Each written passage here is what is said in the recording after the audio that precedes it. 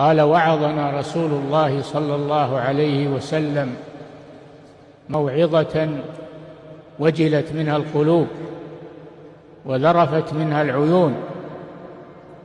فقلنا: يا رسول الله، كأنها موعظة مودع، فأوصنا.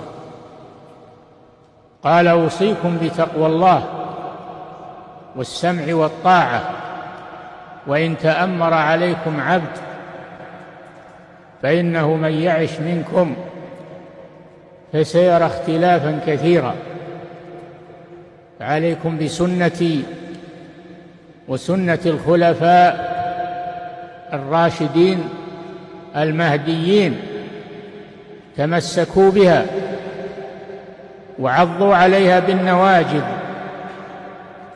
وإياكم ومحدثات الأمور، فإن كل محدثة بدعة،